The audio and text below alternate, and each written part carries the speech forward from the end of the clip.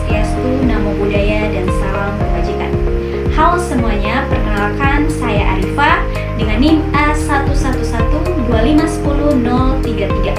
Saya dari kelas A, Prodi Pendidikan Bahasa dan Sastra Indonesia, semester 2, Universitas Tadulako. Tujuan saya membuat video ini adalah untuk memenuhi tugas ujian tengah semester di mata kuliah Sejarah dan Teori Sastra yang dibimbing oleh dosen pengampu Ibu Fadilah SPD MPD. Pada video ini saya akan menganalisis puisi yang berjudul Senin Pagi karya Djoko Pinurbo. Metode yang saya pakai adalah pendekatan sosiologi sastra. Nah, sebelum kita bahas puisi, mari saya jelaskan dulu apa itu pendekatan sosiologi sastra. Singkatnya, metode ini melihat karya sastra sebagai bagian dari kehidupan masyarakat. Artinya, puisi, cerita, atau novel tidak dibuat sembarangan. Ia mencerminkan kondisi sosial, nilai-nilai, atau masalah yang ada di zaman penulisnya. Nah, salah satu ahli yang sering kita rujuk adalah Pitirim A. Sorokin.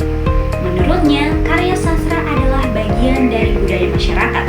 Bisa menunjukkan bagaimana struktur sosialnya, cara berpikir orang-orang saat itu, dan juga bisa memengaruhi pandangan masyarakat.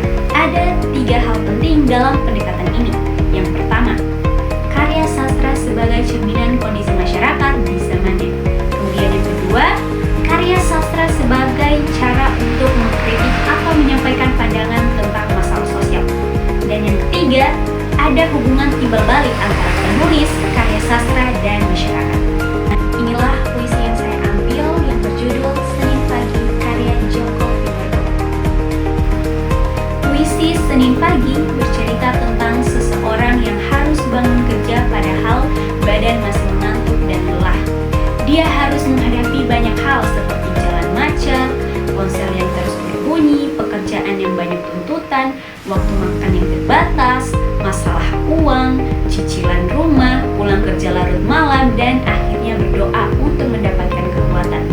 Singkatnya, puisi ini menggambarkan kehidupan nyata orang yang bekerja di zaman sekarang, terutama di kota-kota besar. Nah, kalau kita lihat dari sisi sosiologi sastra, puisi ini bukan hanya cerita tentang satu orang saja, tapi juga menggambarkan kondisi masyarakat kita. Yang pertama, cerminan struktur sosial dan ekonomi. Nah, kata-kata seperti deadline, gaji, dan kredit rumah menunjukkan bahwa orang tersebut terikat dalam sistem kerja dan ekonomi sekarang. Waktu dan energinya banyak digunakan untuk memenuhi kebutuhan hidup dan tanggung jawab. Jadi, dia jadi bagian dari sistem produktivitas yang ada. Ini menunjukkan bahwa ekonomi dan sistem kerja sangat berpengaruh pada cara kita hidup. Kemudian yang kedua, kritik terhadap gaya hidup modern. Nah, Djoko Pinurbo menggunakan kata-kata seperti tubuh yang masih ngantuk tapi harus jadi jalan macet atau ponsel yang bawel untuk menunjukkan bahwa orang zaman sekarang seringkali tidak punya waktu untuk beristirahat dan bersantai. Kesibukan sudah jadi bagian dari hidup yang tidak biasa dihindari. Padahal seharusnya kesibukan itu hanya cara untuk memenuhi kebutuhan. Ini jadi kritik halus terhadap sistem yang hanya fokus pada hasil kerja tanpa memperhatikan kesehatan dan kesejahteraan orangnya. Dan yang ketiga, dinamika nilai sosial meskipun hidupnya berat. Puisi ini juga menunjukkan bagaimana orang bisa bertahan. Kata-kata tabah, sabar, dan gagah menunjukkan nilai-nilai budaya yang kita punya. Banyak orang yang menemukan kekuatan dari nilai-nilai spiritual atau berdoa untuk menghadapi semua beban itu. Nah, bukti kutipan dari teks yang mendukung analisis saya. Yang pertama, tubuhmu yang masih ngantuk sudah siap jadi jalan macet dan bising. Jadi ponsel yang bawel, jadi meja kerja yang rewel, dan deadline yang kaku. Nah, bagian ini menunjukkan bahwa keinginan pribadi kita harus dikorbankan untuk memenuhi tuntutan kerja dan masyarakat. Badan kita jadi seperti objek atau situasi yang penuh dengan kesibukan dan tekanan.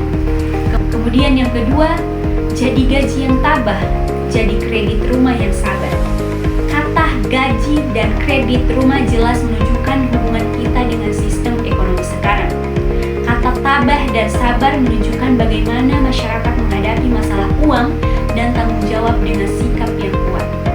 Dan yang ketiga, jadi doa yang gagah. Nah, bagian terakhir ini menunjukkan bahwa nilai-nilai spiritual dan budaya kita jadi sumber kekuatan untuk menghadapi semua kesulitan dalam hidup. Nah, dari analisis ini kita bisa pahami bahwa puisi Senin Pagi bukan hanya tentang rutinitas kerja sehari-hari. Ia menggambarkan realitas kehidupan sosial dan ekonomi masyarakat sekarang, serta mengkritik sistem yang ada. Puisi ini juga ingin bilang bahwa hidup kita tidak hanya dipengaruhi oleh diri kita sendiri, tapi juga oleh sistem sosial yang lebih besar. Namun, masyarakat punya kekuatan untuk bertahan dengan bantuan nilai-nilai spiritual yang kita anut.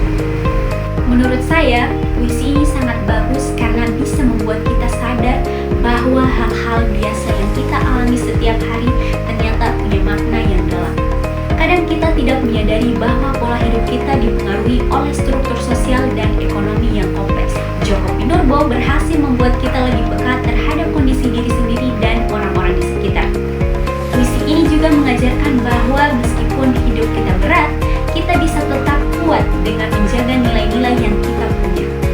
Ini menunjukkan bahwa sastra, terutama puisi, bisa jadi cerminan yang jujur tentang kehidupan